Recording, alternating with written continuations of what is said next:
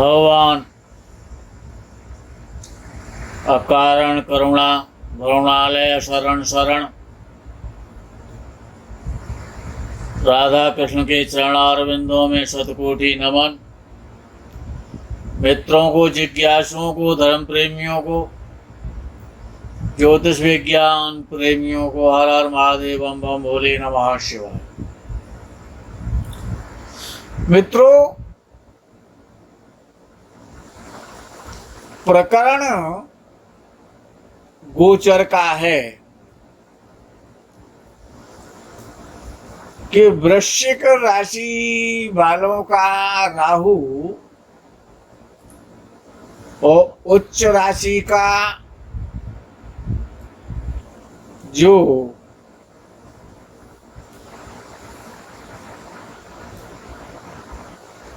सप्तम भाव में प्रवेश करेगा, सप्तम भाव में चलेगा।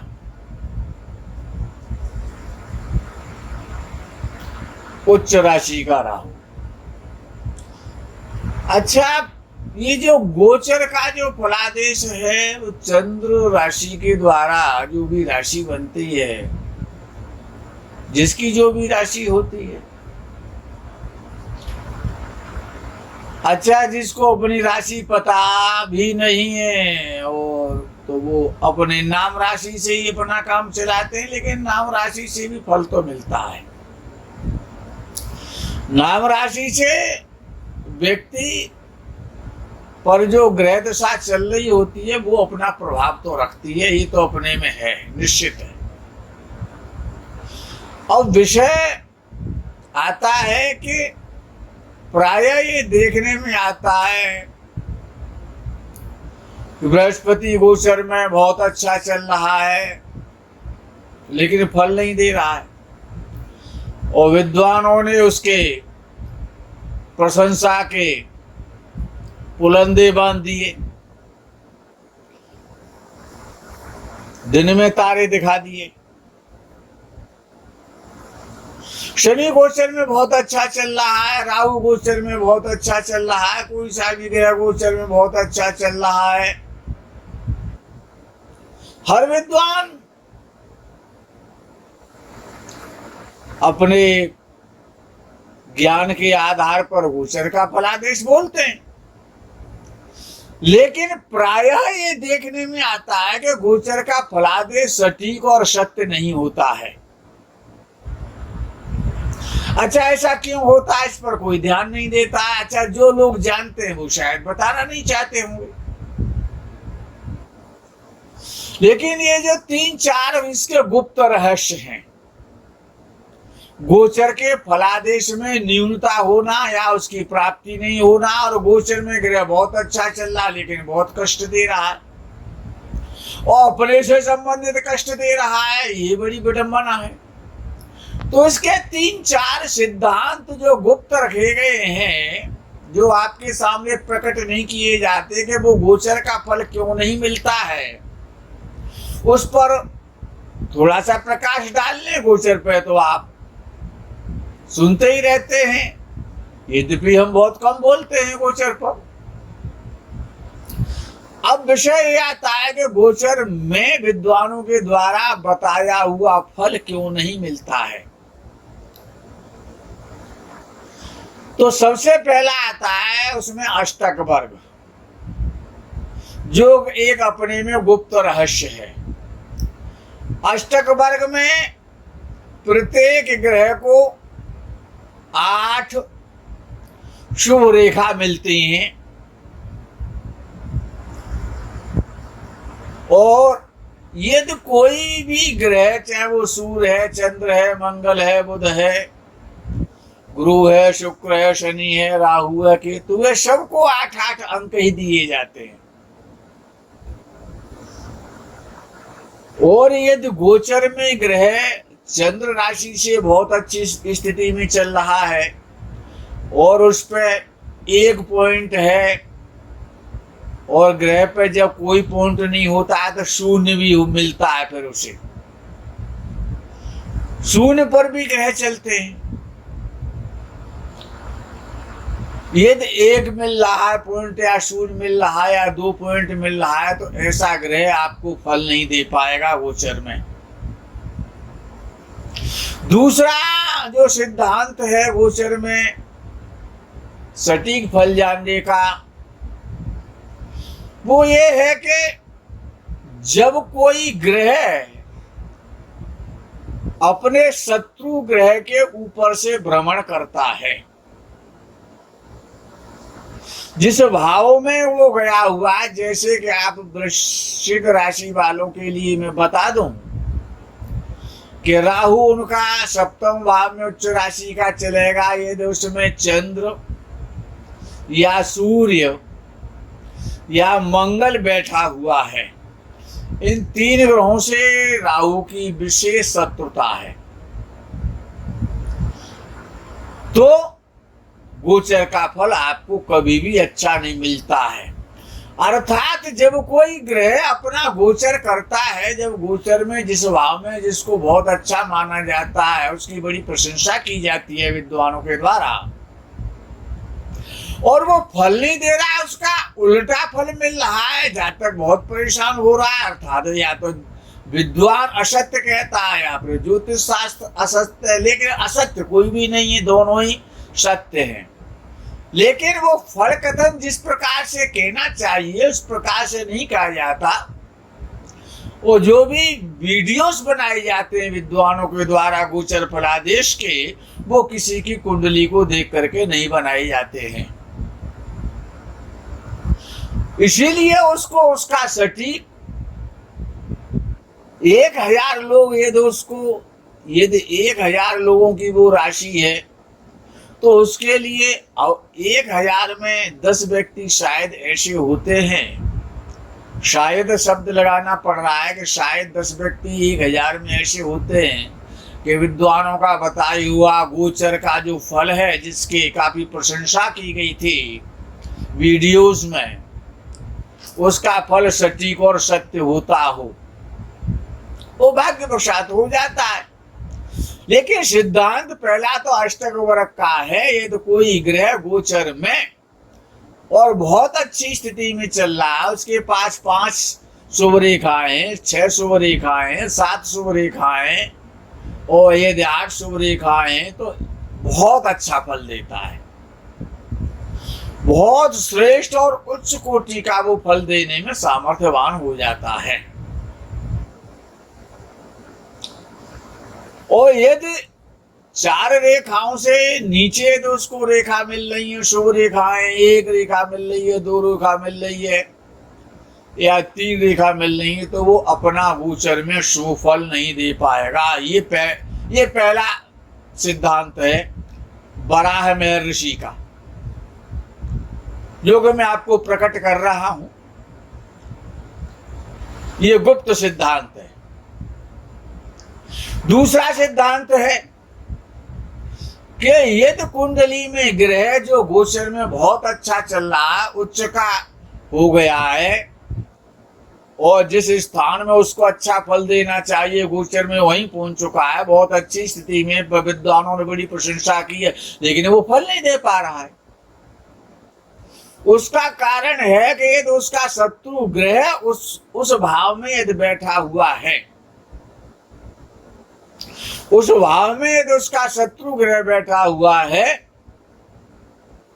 तो उसके ऊपर से जब वो भ्रमण करता है, अपने शत्रु ग्रह के ऊपर से जब वो भ्रमण करता है गोचर में, तो जिसके ऊपर से भ्रमण कर रहा है शत्रु ग्रह से संबंधित जो भी स्थान है, जो भी उसके वस्तुएं कारक हैं, जिस प्रकार से राहु सूर्य के ऊपर से 7वें भाव में यदि गोचर में वृश्चिक राशि से और 7वें भाव में यदि किसी का सूर्य बैठा हुआ है, चंद्र बैठा हुआ है, मंगल बैठा हुआ है, तो राहु 7वें भाव में जाने वाला है। अब राहु तो 7वें भाव में जाएगा, हम भी बड़ी प्रशंसा करेंगे। यदि इनमें से कोई ग्रह बैठा है और उनके ऊपर से यदि राहु का भ्रमण हो रहा है, तो आपको बहुत कष्ट देने वाला है राहु, ये भी आपको ध्यान रखना है। वो यदि राहु का कोई मित्र ग्रह है और सप्तम भाव में बैठा हुआ वृश्चिक राशि वालों का उसके ऊपर से भ्रमण करता है तो बहुत सुंदर फल देगा।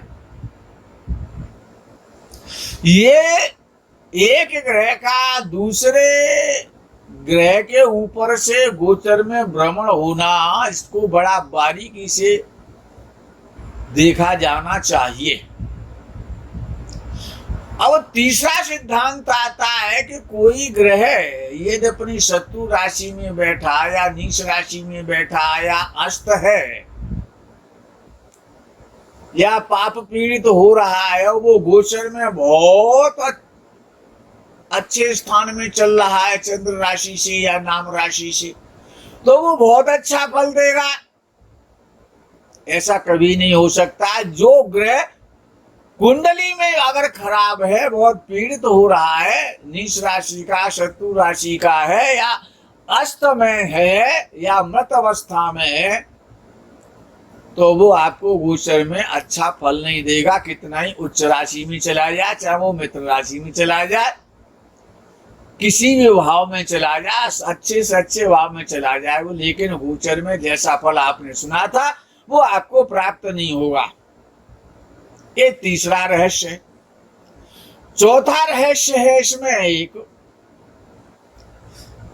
ये सब वराह महर्षि के द्वारा प्रतिपादित सिद्धांत है।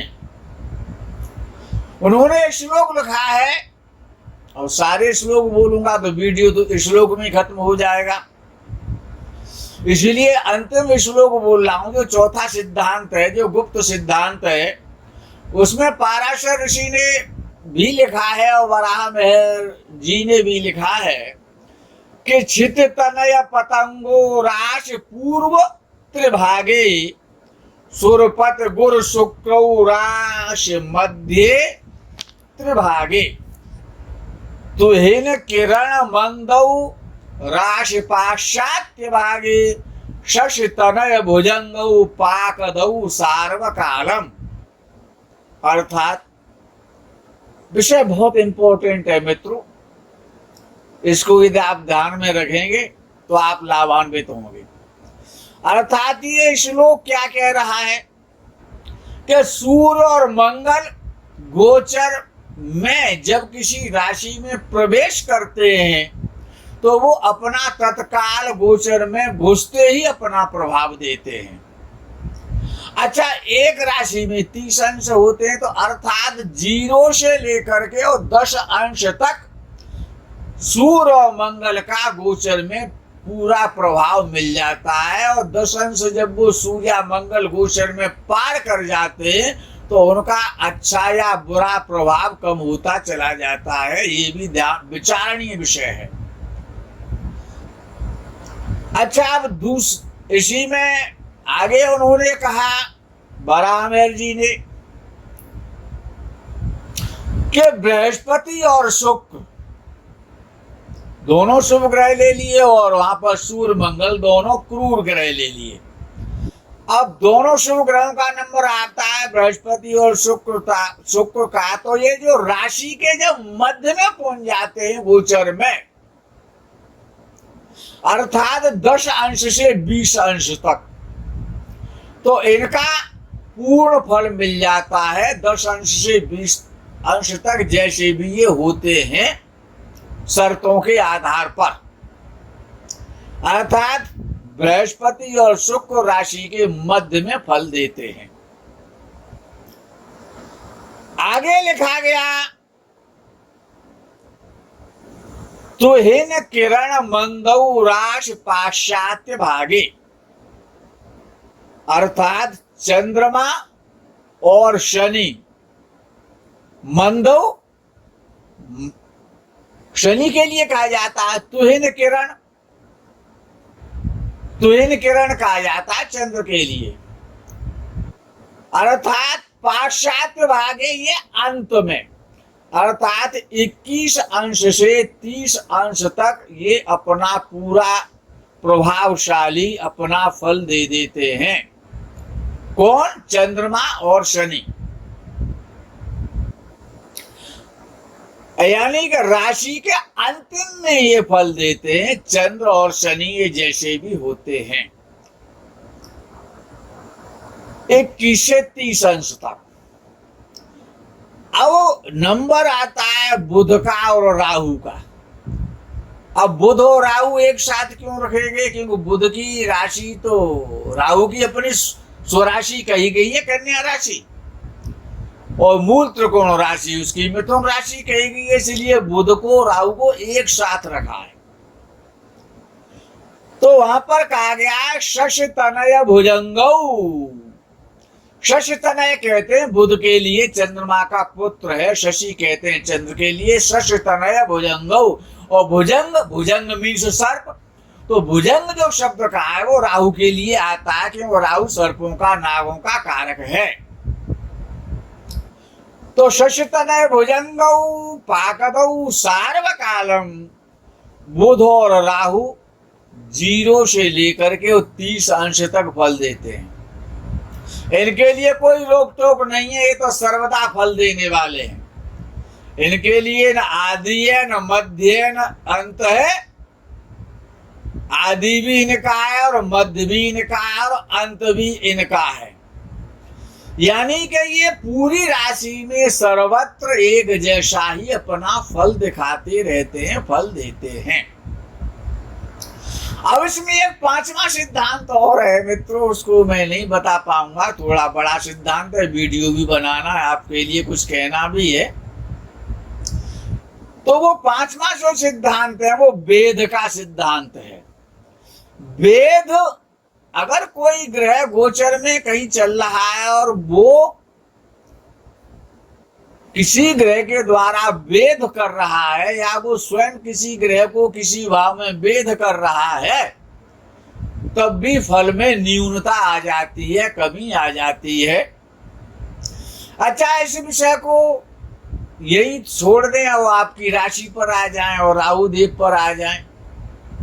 तो विद्वानों ने कहा है कि राहु केंद्र में और त्रिकोण में बहुत अच्छा फल देता है। तो चंद्र राशि से सप्तम भाव केंद्र स्थान हो जाता है, और सप्तम भाव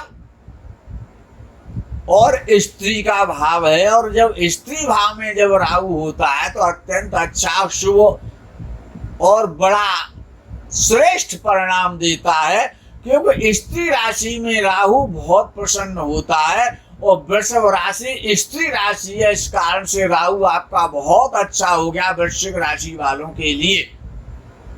तो आपको वो धन भी देगा, आपका व्यापार भी बढ़ाएगा, अकस्मात सडन गेन कराएगा, रेस के द्वारा, जुआ के द्वारा, लॉटरी के द्वारा, सट्टे के द्वारा, व्यापार के द्वारा, जितने प्रकार के राहु कार्य करता है, समाज के द्वारा, राजनेताओं के द्वारा, स्त्रियों के द्वारा, और आपको अनेकानेक प्रकार से वृश्चिक राशि वालों को वो धनी बनाएगा, धनवान बनाएगा, धन दिलवाएगा। क्योंकि सप्तम भाव में राहु, और वो भी उच्च राशि का राहु, वो भी स्त्री भाव और स्त्री राशि में राहु, तो वृश्चिक राशि वालों के लिए बहुत शुभ फल देने वाला है। लेकिन थोड़ा सा खान पान का आपको ध्यान रखना चाहिए, क्योंकि आपका उदर विकार से आप पीड़ित हो जाएंगे, गैस बनने लग जाएगी, पेट में दर्द की शिकायत रह सकती है। तो अर्थात उदर विकार तो आपको वो करेगा, और पत्नी के भी आपको पत्नी के स्वास्थ्य का ध्यान रखना चाहिए। आप में स्फूर्ति रहेगी, कार्य करने की क्षमता रहेगी, काफी दौड़ दौड़ करके आपकी अपनी यात्राएं आप पूरी करेंगे, नए नए लोगों से आपकी मित्रता होगी, नए नए लोगों से आपके व्यापारिक संबंध स्थापित होंगे, जो भी वृश्चिक राशि वाले हैं। लेकिन मैंने आपको सिद्धांत बता दिए, वो भी आपको याद रखने चाहिए। अब विषय आगे बढ़ाते हैं। तो ये जो राहु जो वृषभ राशि में वृश्चिक राशि वालों के लिए बहुत अच्छा फल देगा,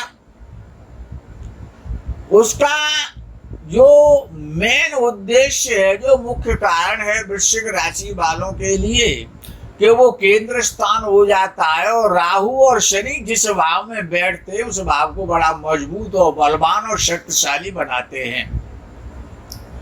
स्थान वृद्धि करो शनि। इसी प्रकार से कहा गया कि शनिवत राहु, अर्थात अगर राहु भी जब किसी भाव में बैठता है तो उस भाव को बहुत मजबूत करता है, बलवान बनाता है।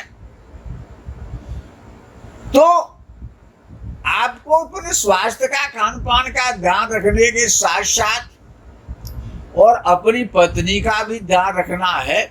लेकिन इसमें ये भी ध्यान रखना है कि जो आप यात्राएं करेंगे उसमें आपको अपने धन का भी ध्यान रखना है। आपका धन जा सकता है, गुम हो सकता है, लोग बेईमानी कर सकते हैं, धन तो बहुत आएगा। ये जो 18 मास का जो समय आ रहा है, जब तक राहु वृषभ राशि में, वृश्चिक राशि वालों के लिए चलेगा, तब तक बहुत अच्छे श्रेष्ठ परिणाम देगा। अच्छा विषय ये है कि राहु का जो विषय है वो अष्टम में भी अच्छा फल देता है, सप्तम में भी अच्छा फल देता है, षष्ठ भाव में भी अच्छा फल देता है। लेकिन सप्तम भाव में जब राहु चलता है तो पत्नी के लिए तो कष्टकारी हो जाता है, लेकिन पत्नी प्राप्ति कराने में भी काफी सहायक है। जिनकी मैरिज नहीं हो रही है, चाहे वो कन्या है चाहे वो पुत्र है, उनकी वो मैरिज कराएगा, क्योंकि राहु गुप्त स्थानों का स्वामी है। संसार में जितना भोग है, जो भी भोग छिप करके किया जाता है, चाहे वो मीट खाया जाता है, चाहे वो शराब पी जाती है, चाहे वो संभोग किया जाता है, जितने भी सुख और छुप करके जो प्राप्त किए जाते हैं, अंधकार में प्राप्त किए जाते हैं, एकांत में प्राप्त किए जाते हैं, और समाज से बचकर जिन सुखों का भोग किया जाता है, उन सुखों का कारक राहु है।